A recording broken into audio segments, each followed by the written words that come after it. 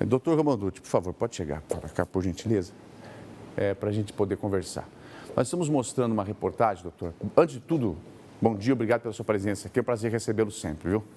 Você sabe que o prazer é todo meu. Já cadastraram a sua digital para poder abrir a porta automático lá ou ainda não? A ideia é que a gente tenha um crachá logo mais. Crachá logo mais, mas cadastra digital, abre a porta, mas ainda mais agora. Doutor, o que eu estou dizendo é o seguinte, os efeitos... Bem, primeira coisa, área da saúde e área técnica. Existe risco? O prefeito diz que não, o Concesp lá diz que não, a 17ª diz que não, que é possível flexibilizar. Tecnicamente, na área da saúde, nós temos então uma liberação, uma janela para poder abrir. Existe uma porcentagem de pessoas contaminadas por milhão de habitantes. Esse gráfico, as organizações mundiais, a Organização Mundial da Saúde utiliza para dizer o nível de perigo que cada estado está enfrentando. A cidade de Londrina tem, se não me engano, 100 e poucos casos confirmados para cada milhão, numa proporção, né? Isso nos deixa numa situação muito mais confortável. Ah, mas Diogo morreu 13, calma. E em Curitiba morreu um pouquinho mais do que isso, Curitiba tem um dobro de habitantes. Significa que Londrina está pior do que Curitiba em relação ao corona? Não. Por quê? Porque nós temos que pegar o número de pessoas contaminadas. Tem a variável dos testes? Tem a variável dos testes, é verdade. Mas também nós temos que levar em consideração o que nós temos de concreto. E o que nós temos de concreto é isso. São os casos confirmados. Londrina não está na luz vermelha. Londrina está na luz amarela, que a Organização Mundial da Saúde considera como sinal de alerta. Mantenha a flexibilização, mas fique esperto. Muito bem. Dito isso, tecnicamente falando, então, em relação à saúde, vamos para os efeitos colaterais de medidas tomadas para conter o coronavírus, que é o fechamento de comércio, indústria, construção civil, etc. Empresas já fecharam. Inúmeras empresas, conforme a reportagem que nós vamos exibir daqui a pouco de novo. E mais do que isso, ontem eu passei por 5 empresas. Fui lá para a Saúl Quindi, passei nos pequenos empresários, depois eu vim para o centro e visitei mais alguns aqui. Alguns falaram para mim o seguinte, falaram, Diogo, quando falaram 15 dias, eu pensei, desligo o funcionário agora, porque eu tenho caixa para fazer o acerto. Não vou desligar, vou segurar. Mais 15 dias. Ele falou, ótimo, agora já não tenho mais caixa para fazer acerto. Agora, fala-se em fechar de novo. Agora ele já não tem mais caixa para fazer acerto, agora ele já não tem mais caixa para pagar fornecedor, agora ele está literalmente quebrado. E justiça trabalhista, eu vou te dizer o que acontece. Quando você não faz um acerto trabalhista, não paga um direito trabalhista, é a única justiça que rapidamente derruba ou desconsidera a pessoa jurídica, ou seja, a empresa, e afeta a pessoa física. Vai buscar o carro do cara, vai buscar o ar-condicionado que está lá no quarto do dono da empresa se não tirar a casa dele. E tira a casa, mas a casa não é protegida. Cara, a justiça trabalhista tira. Então, nesse momento, dezenas de empresários que estão me assistindo não têm mais o que perder. E sabe o que me assustou muito, doutor? Foi uma palavrinha que eu ouvi lá na região norte. Desobediência generalizada. Agora eu vou deixar a palavra para o senhor diante do que eu ouvi, diante do que eu senti. Não sou eu que estou falando, eu só estou reproduzindo o que eu ouvi. E deixar a palavra para o senhor para definir o que vai acontecer com a economia caso essa medida seja adotada novamente aqui na cidade. Bom, de primeiro é necessário a gente dizer que isso daqui é uma situação muito complicada mesmo. Eu, como economista, me compete a gente fazer as análises e sempre o economista vai estar com um olho em cima na taxa de desemprego. Essa é a grande variável. Eu tenho meu papel, o Diogo tem o seu papel, a promotoria tem o seu papel. Cabe a nós identificar qual vai ser a repercussão no lado econômico de medidas dessa natureza. E o fato é que nós temos 3 situações que nós podemos apontar como absolutamente graves. Primeiro, a irreversibilidade do prejuízo toda vez que você fecha o comércio. Não tem jeito. Irreversibilidade do prejuízo quando você fecha o comércio. Grave essa palavra, pois não, doutor?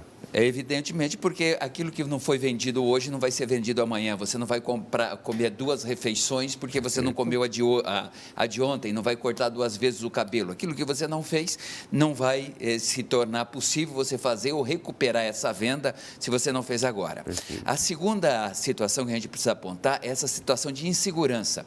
Não falo só de insegurança jurídica no que diz respeito a você abrir ou não, mas você veja o empresário, aquilo que você acabou de dizer. Eu tenho dinheiro para fazer, para demitir ele e pagar todos os direitos hoje, mas amanhã eu posso não tê-lo. Acontece que você não tem previsibilidade nenhuma daquilo que vai acontecer. Agora imagina o sujeito, ou o empresário, que precisa tomar essa decisão em relação ao seu quadro de funcionários e mesmo na hora de tomar um empréstimo no banco. Por quanto tempo eu vou pegar esse empréstimo? Que dinheiro eu vou pegar? Eu preciso saber se eu vou trabalhar, se eu vou ter dinheiro em caixa vendendo, se eu tenho fluxo de caixa, o meu empréstimo é de um montante. Se não for, é de outro montante. Essa imprevisibilidade deixa qualquer comerciante, qualquer estabelecimento à mercê de uma situação que ele não tem controle. E, por fim, terceiro ponto que eu acho fantástico da gente indicar é a quantidade de profissionais informais que dependem do fluxo de movimento da cidade. É um monte de gente que não tem emprego, que precisaria ter este fluxo para poder sobreviver, porque eles vendem de manhã para comer à noite. E nós, com esta inexistência de movimentação, nós vamos ter um prejuízo bastante grande. Então, a nós cabe apontar esses prejuízos. Vale a pena a gente dizer que 50% do setor de comércio parado significa uma queda no PIB de Londrina de 3,6 milhões por dia. Você está sendo bem otimista. Bem otimista. Então, na verdade, quando a gente fala só esse setor da economia com 50% parado, eu não estou falando de toda a área de serviço. O comércio equivale a 25% da área de serviço. Então, só fazendo essa análise, só essa área de comércio significa que o município de Londrina perde por dia na sua arrecadação R$144 mil. No momento que nós mais precisamos de ter fluxo de dinheiro para fazer frente a essa pandemia, nós estamos perdendo a arrecadação municipal. Bem, o que eu falei ontem, agora não é mais o Diogo, porque ontem era o Diogo, daí é o seguinte, até agressões eu recebi verbais por parte de alguns grupos. A maioria, 90%, concordou com o que eu falei, mas alguns, talvez por pensarem que eu estou com uma postura pessoal contra uma decisão de uma desembargadora. Quem sou eu? Nem conheço a desembargadora, não tenho nada contra ela. Mas nós temos aqui o dever e o direito de nos expressarmos, porque a desembargadora está em Curitiba. Às vezes ela não está sentindo, ela não está vendo o que está acontecendo aqui, a gente está alertando. Essa medida pode colocar em risco o tratamento no combate ao coronavírus e o tratamento dos contaminados. Até quando a União vai ter dinheiro, o Estado, porque isso daqui é o seguinte, está falando do que vai deixar de ser arrecadado no município de Londrina. Você sabe que do imposto pago pelo empresário, a fatia que fica para o município é minúscula. A maior fatia vai para a União e vai para cima. Então, se a gente pegar o montante que está deixando de ir para cima, que é da onde vem o recurso do SUS, é exorbitante. Até quando o governo vai ter bala na agulha para manter um SUS para atender as pessoas contaminadas pelo corona? E daí, de repente, a medida para combater o corona vira contra os infectados. Diogo, mas isso ainda é um negócio muito longe, o Estado tem muito dinheiro para... Sim, vai cortar, vai ter que cortar da educação, vai ter que cortar da segurança pública, vai ter que cortar de outros lugares para poder abastecer a saúde pública. É isso que a gente quer nesse momento? Se, repito, os números indicam que não há risco para a população de uma maneira geral, eu vou falar um negócio aqui que as pessoas estão deixando de analisar. Morreram 13 em Londrina. Quantos morreram em Londrina por falta de estrutura da saúde? Nenhum. Todos estavam devidamente atendidos com o que há de mais moderno no mundo para ser tratado. E mesmo assim padeceram. É porque tinham comorbidades. Não é porque não tem estrutura.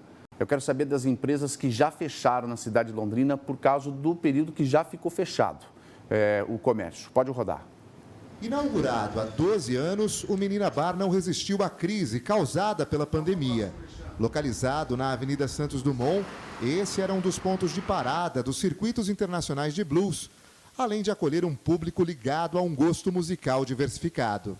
A gente preza muito pela cultura no geral, tanto na música, no blues principalmente, a Casa do Blues de Londrina, no rock and roll, temos bem diversificado. A gente tem uma banda de samba que acompanhou a gente desde o começo também, com a gente até agora. Após 42 anos, o bar e restaurante Vilão, considerado o mais antigo de Londrina, também pode fechar as suas portas definitivamente. O lugar, com características de relicário, decorado com antiguidades, foi cenário para muitos casais apaixonados. O Bar Vilão resistiu ao tempo, mas não ao impacto da crise do coronavírus. Uma alternativa foi realizar o delivery de comidas, mas a demanda não foi suficiente para suprir os custos com a estrutura. Segundo o diretor do Instituto de Desenvolvimento de Londrina, a CODEL, mesmo com a permissão de funcionamento com até 50% da capacidade, muitos estabelecimentos sofrem com a falta de público, em boa parte por conta da paralisação das faculdades e universidades, já que muitos estudantes moram fora de Londrina. Vamos lembrar só no setor de bares que Londrina é uma cidade universitária. Nós temos aqui 560 mil habitantes e 50 mil são estudantes universitários, com uma boa parcela de fora de Londrina.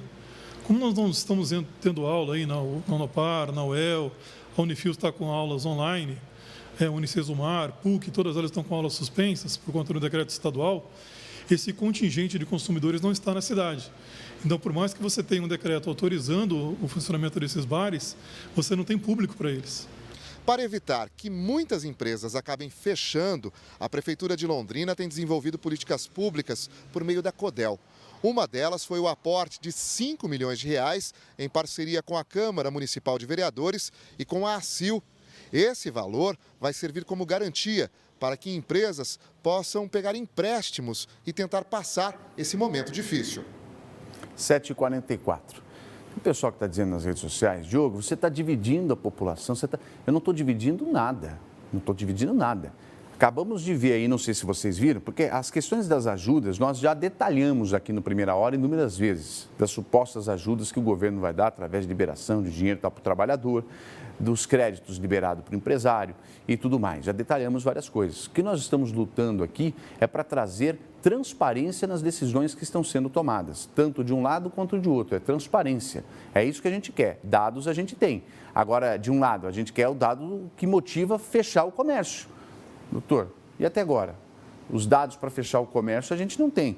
O senhor falou da palavra irreversível. Por que eu destaquei? Porque no mundo jurídico existe a palavra irreversível, ela dá poderes para medidas judiciais, de medidas assim que são mais sérias, que são mais rápidas. Como, por exemplo, você ir lá e pedir um mandado de segurança para quê? Para que o comércio não feche. Por quê? Porque a medida que está sendo adotada, ela causa danos irreversíveis. Para o trabalhador, de uma maneira em geral, também, né? Eu estou dizendo para a saúde do próprio trabalhador também, né? Mas não tem a menor dúvida, é bom a gente ressaltar que a saúde das pessoas não se restringe unicamente a evitar o coronavírus. Primeiro que é bom a gente lembrar que enquanto nós não tivermos a vacina, todos nós estaremos sujeitos a pegar o coronavírus. O fato é que o que nós não queremos é que todo mundo pegue de uma maneira imediata o coronavírus. O que nós queremos é distanciar isso no tempo, para que as pessoas continuem morrendo, e elas vão continuar morrendo, sem dúvida nenhuma, mas que não seja por falta de assistência médica. Então, primeiro, ter isso muito claro. Segundo, que as pessoas não morrem só de coronavírus. Tem um monte de outras doenças. A dengue, por exemplo, está matando mais no Paraná do que o próprio coronavírus. Então, é preciso a gente ter essa inteligência.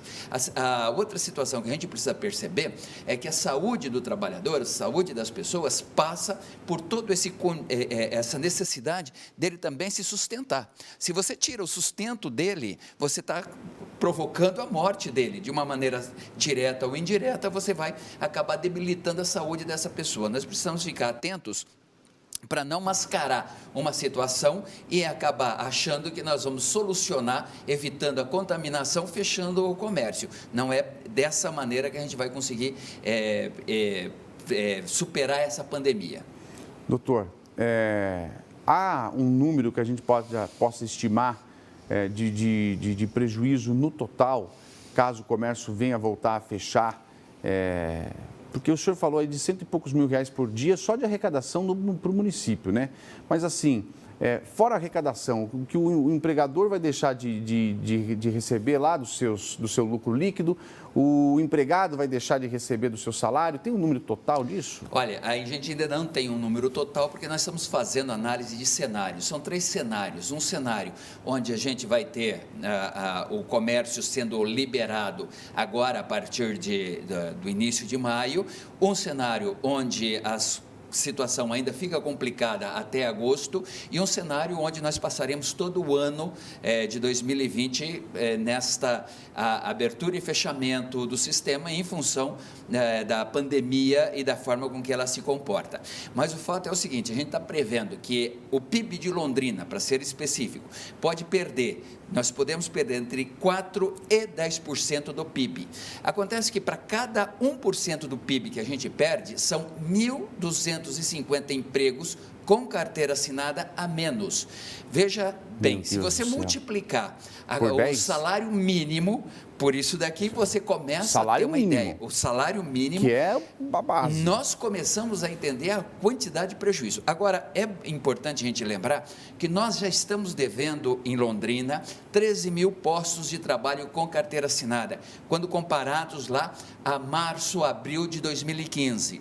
Agora, se você coloca mais esse contingente de desempregados, em torno que pode oscilar entre 6 e 12 mil, você vai ter um problema muito grave. E eu estou falando do emprego formal, tá certo? Evidentemente que nós temos uma estrutura nossa onde 50% das pessoas têm renda informal. Isso significa, então, que nós teremos uma taxa de desemprego muito distribuída em todos os estratos sociais e que vai ter um impacto enorme na nossa economia. Doutor Ramanujan, eu quero agradecer a sua presença. Professor, é sempre um prazer recebê-lo, porque o senhor vem com propriedade, o senhor vem com números, o senhor vem com conhecimento. Eu acho que está exposto de maneira bem direta o dano disso e o quanto isso pode se voltar contra a gente mesmo. Então, quando a gente acha, às vezes, que está fazendo algo de bom, pode ser que, se a dose ultrapassar, isso esteja voltando contra a gente. É o que os números estão indicando. Agora, se lógico, tivéssemos pessoas em risco por falta de tratamento médico, daí eu acho que a gente dispensaria tudo isso, abriria a mão de tudo, venderíamos tudo para tratar dessas pessoas e não deixar elas morrerem, né? Mas não é o caso agora, e pelo jeito estamos longe de enfrentar uma situação como essa, das pessoas morrerem por falta de tratamento.